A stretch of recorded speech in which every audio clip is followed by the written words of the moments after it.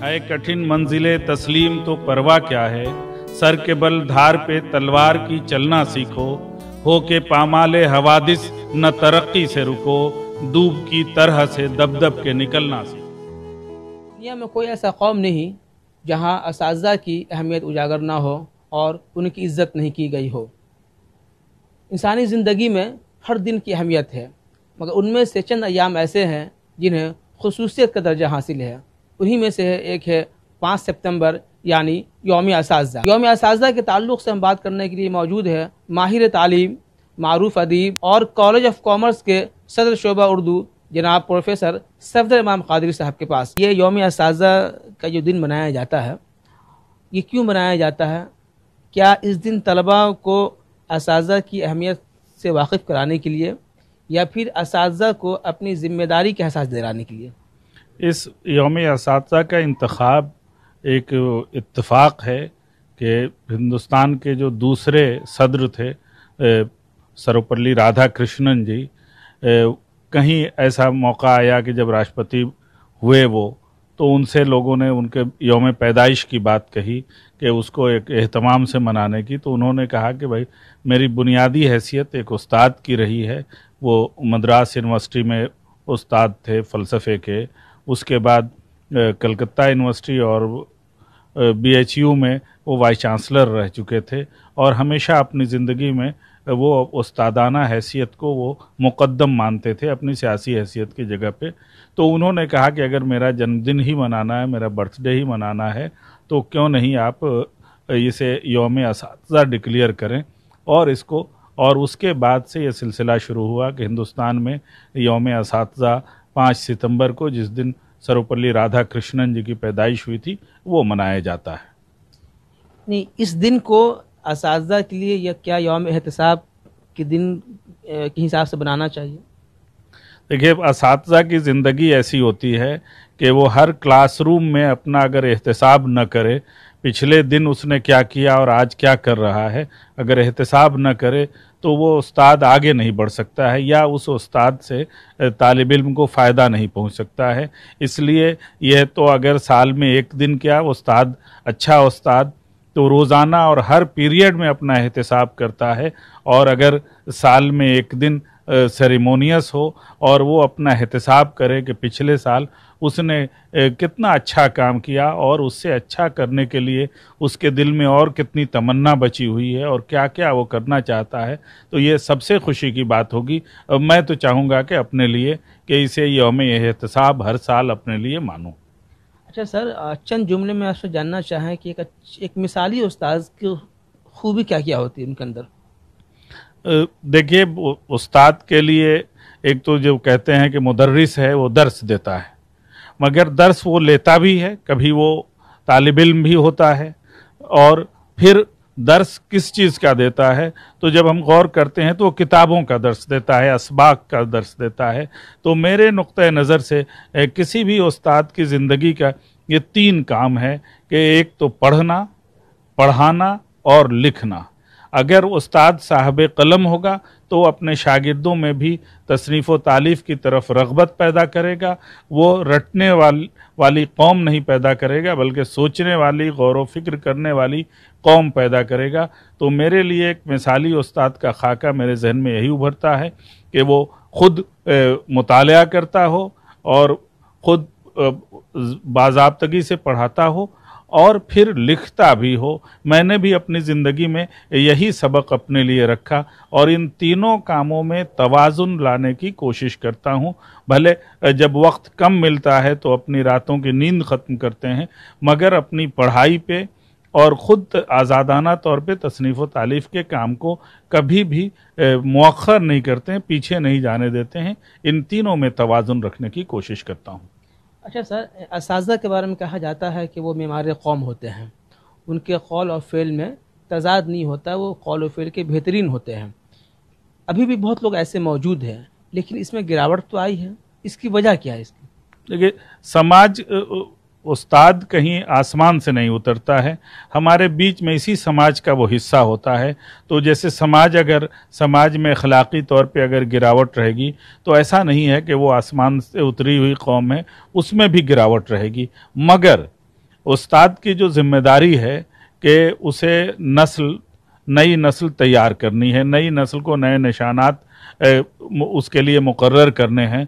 तो अगर असातिज़ा के कौल और फ़ेल में तज़ाद होगा, असातिज़ा अगर रहबरी का काम न अंजाम दे सकें, रोल मॉडल न बन सकें, तो वो अच्छे उस्ताद नहीं होंगे। अब के तलबा में और पहले के तलबा में बहुत फ़र्क है। फ़र्क इस मानों में है कि उस्ताद की इज़्ज़त और ताज़ीम व तकरीम के लिहाज से अब तलबा में वो बात नहीं है जो पहले में हुआ करती थी। इसकी क्या वजह समझ में आती है?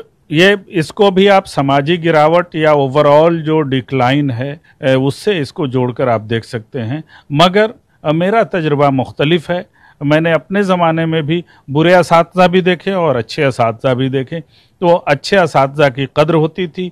मुझे कोई ऐसी शिकायत नहीं है कि अपने दौर में, जब जिसको आप गिरावट का दौर कहते हैं या असातिज़ा की ताज़ीम नहीं होती है, मुझे एक दिन भी अपनी ज़िंदगी में ऐसा नहीं मिला कि मैंने जितना अपनी ज़िंदगी में किया है उससे बढ़कर हमारी पजीराई नहीं हुई हो, हमारी इज़्ज़त ना की गई हो। तो अब ये मानना मेरे लिए मुश्किल है कि अब भी अच्छे असातिज़ा की कद्र होती है और बुरे असातिज़ा की पहले भी कद्र नहीं होती थी। टीचिंग की फील्ड में आप खुद से आ गए या हालात ऐसे बन गए कि इस पेशे में आप आए?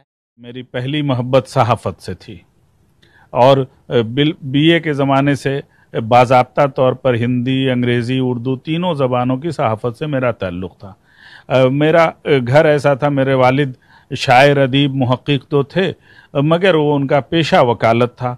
अदब पढ़ते थे, सब कुछ था, मगर मेरे घर में ऐसा कोई तालीम व तदरीस का वो सिलसिला नहीं था। मगर महज इत्तफ़ाक़ है कि मुझे ऐसे असातिज़ा मिले जिन्होंने घर पे भी जो दर्स दिया या स्कूल में, ख़ास तौर से मैं नाम लेना चाहूँगा कि मौलाना अली इलियास आजिज़ मेरे घर पे रहते थे। प्राइमरी स्कूल के एक टीचर थे और घर पे रहकर उन्होंने उर्दू पढ़ाई। उसी तरह से हमारे स्कूल में एक हिंदी के उस्ताद थे, निज़ामुद्दीन अंसारी साहब। ये असातिज़ा दोनों अभी हयात हैं।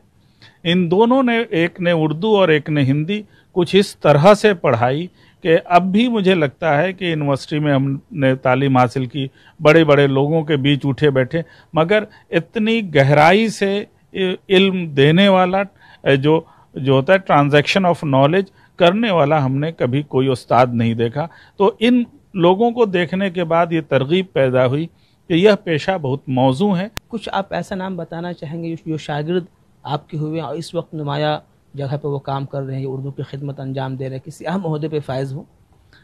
देखिए, ये मेरी खुशकिस्मती है कि मैंने जिनको पढ़ाया, बहुत सारे ऐसे लोग हैं जिनको गैर रस्मी तौर पे भी पढ़ाया कि आसानी से आप ये लोकेट नहीं कर सकते हैं। अब वो जेएनयू में पढ़ रहे हैं, जेएनयू में पीएचडी कर रहे हैं, लेकिन उनके असातिज़ा भी जानते हैं कि उनके एमए से लेकर पीएचडी तक असल निगरानी जो है मैं ही कर रहा हूँ।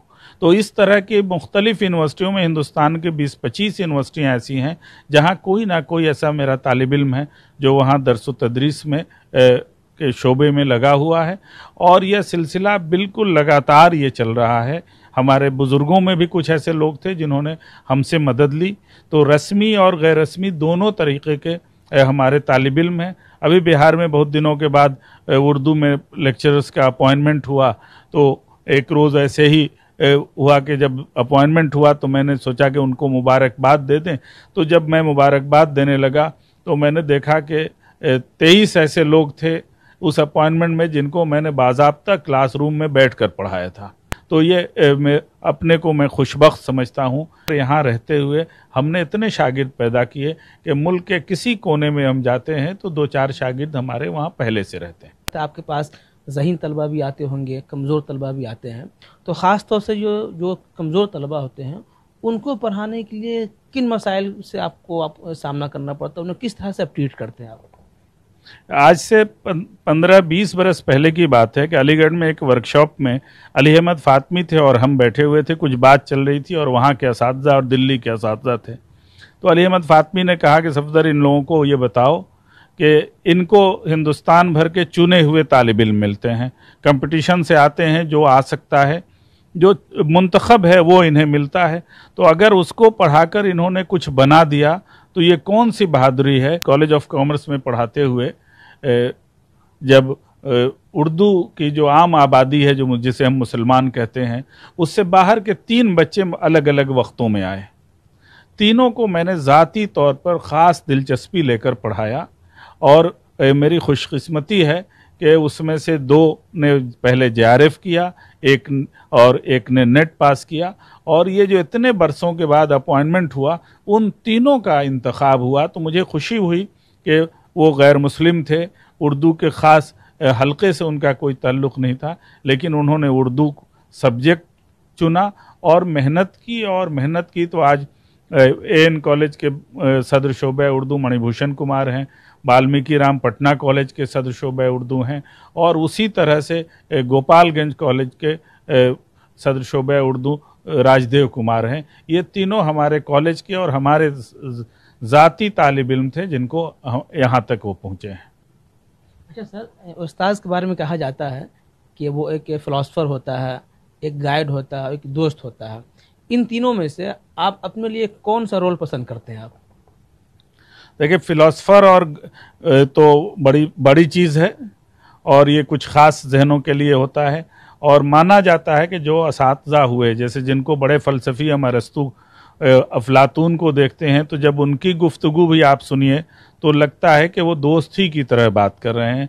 तो असातिज़ा का जो सबसे अच्छा रोल होता है वो गाइड और फ्रेंड के तौर पर होता है। ये दोनों रोल जो है, दोनों मिल के एक शख्सियत बनती है, और मैं इसी को प्रेफर करता हूँ कि दोस्ताना रिश्ता भी हो, और तहकुमाना रिश्ता उस्ताद का रिश्ता नहीं होता है, ना सरपरस्त का होता है। उस्ताद चूँकि सरपरस्त होता है तो वो हाकिम नहीं है। हम कम से कम इस रोल को नहायत नापसंद करते हैं। अगर आपको एक हफ्ते के लिए बिहार का या मुल्क का वज़ीर तालीम बना दिया जाए तो आप तालीम के मैदान में क्या तब्दीली करना चाहेंगे, क्या ऐसी तहरीक लाना चाहेंगे आप? सबसे पहले जो तालीम की जो पॉलिसियां बनी हुई हैं, उन पॉलिसियों में चोर दरवाजे बहुत हैं, और वो चोर दरवाजे वेस्टेड इंटरेस्ट के लोग वो कायम करते हैं।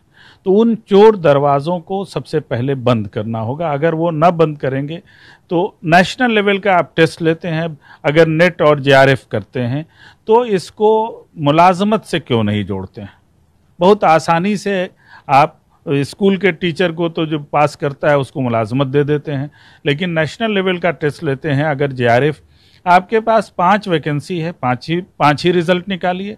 लेकिन आप एक नेशनल लेवल का टेस्ट कोई IAS पास करता है, वो सड़क पे तो नहीं घूमता है, या 5 साल उसको मुलाजमत दे के आप भगा नहीं देते हैं। लेकिन ये एक चोर दरवाज़ा UGC ने और हम हिंदुस्तान का महकमा तालीम उसने बना रखा है कि नेशनल लेवल का टेस्ट क्वालिफाइंग होता है, कि आप क्वालिफाई करके उसको आप सड़क पे भटकने के लिए छोड़ देते हैं, और फिर यूनिवर्सिटियों में वो अब जो असामियाँ निकलती हैं तो उनमें सिर्फ वो क्वालिफाइंग उसकी हैसियत है, उससे बढ़ के नहीं है। तो इसको एक सख्त माहौल बनाया जाए और सीधा रिक्रूटमेंट हो। सीधा रिक्रूटमेंट होगा तो हमको लगता है कि अच्छे लोग मिलेंगे, और अच्छे लोग मिलेंगे तो वो जिम्मेदारी निभाएंगे। सर, आखिरी सवाल, यौम असातिज़ा के ताल्लुक़ से तलबा को आप क्या पैगाम देना चाहेंगे आप?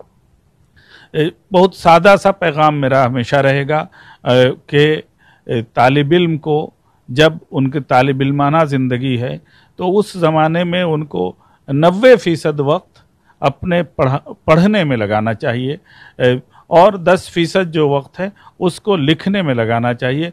पढ़ना लिखना अगर वो सीख लेते हैं तो वो पूरी ज़िंदगी काम आने वाली है। तालिब इल्म जब तक हैं तो उनके पास 24 घंटे उनके सीखने के लिए मौजूद हैं। कल वो मुलाजमत में आएंगे तो मुलाजमत के लिए 5-7 घंटे 10 घंटे उनसे छिन जाएंगे। समाज भी आपको मौका नहीं देगा। तो जब फरागत है तो इस तरह से पढ़िए कि पढ़ने के अलावा कोई और काम ना हो, और जब इल्म आपके पास हो जाएगा तो उस इल्म की बुनियाद पर आप नए नए काम कर सकते हैं, और आपको भी एहसास होगा कि जो जिम्मेदारी खुदा ने या समाज ने हमको दी तालिब इल्म की हैसियत से, वो जिम्मेदारी हमने अदा की। तो पढ़ें, ज़्यादा से ज़्यादा पढ़ें, हर तरह की चीज़ पढ़ें, और हमेशा पढ़ने में मशगूल रखें खुद को। वो बुराइयों से भी बचेंगे और अपने मुस्तकबिल के लिए भी कुछ न कुछ पूंजी जमा करते जाएंगे। यही मेरा पैगाम होगा बच्चों से। तो ये थे हमारे साथ प्रोफेसर सफदर इमाम कादरी साहब। ईटीवी भारत के लिए पटना से मैं आरिफ इकबाल।